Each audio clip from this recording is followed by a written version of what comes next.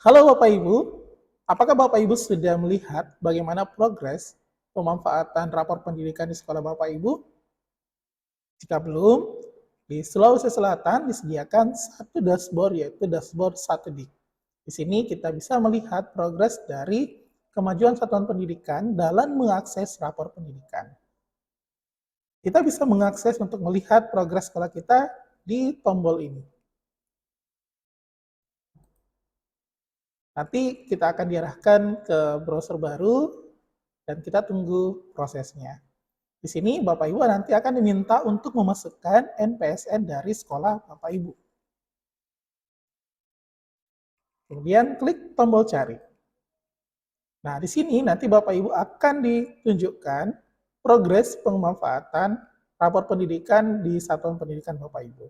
Di sini Bapak Ibu, untuk jenjang ini sudah ada jenis pendidikan, apakah sudah memiliki akun belajar ID, apakah sudah aktivasi belajar ID, apakah sudah melakukan login ke rapor pendidikan, eksplorasi rapor dengan mengunduh rapor. Di sini dalam kasus saya, eksplorasi rapor ini belum terlihat. Nah, yang menjadi pertanyaan saya, kenapa eksplorasi rapor ini belum menunjukkan hasil keterangan sudah, padahal kita sering menggunakannya. Ternyata setelah saya cek di kemajuan adopsi ini, di sini untuk bisa melihat apakah suatu sekolah itu sudah melakukan eksplorasi rapor, kita bisa lihat dari keterangan dari adopsi rapor pendidikan ini. Nah, di sini kita akan scroll ke bagian bawah. Nah, ini ada detail adopsi dari satuan pendidikan di Sulawesi Selatan. Nah, ini keterangannya eksplorasinya sudah, dan ada yang belum. Nah, setelah saya perhatikan, ternyata untuk dinyatakan telah eksplorasi semua itu, kita harus minimal mengklik semua indikator prioritas pada platform rapor pendidikan. Dan ini mungkin harus dilakukan oleh semua guru. Nah, untuk melihat yang mana indikator prioritasnya, nanti kita masuk ke rapor pendidikan. Sama seperti biasa, Bapak Ibu tinggal masuk ke lihat satuan atau dinas pendidikan Anda, pilih akun Bapak Ibu, yang tentunya ini akun belajar ID, nanti Bapak Ibu akan diarahkan untuk masuk ke halaman rapor pendidikan di bagian ringkasan.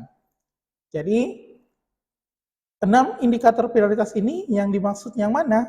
Nah, Bapak Ibu bisa lihat di bagian ringkasan ini, dan inilah 6 indikator dari rapor pendidikan. Jadi ini semua harus dieksplorasi, harus diklik, dan diperhatikan apa-apa yang menjadi rekomendasi dari perbaikan rapor pendidikan di satuan pendidikan Bapak Ibu.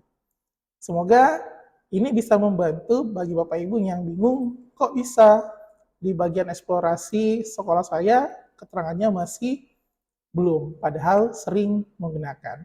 Semoga ini bisa memecahkan masalah, dan mari bersama-sama kita eksplorasi rapor pendidikan sehingga Bapak Ibu bisa mengetahui status rapor pendidikan, sejauh mana sekolah Bapak Ibu dalam memanfaatkan rapor pendidikan ini, dan untuk perbaikan yang harapannya adalah berpusat kepada murid. Sampai jumpa.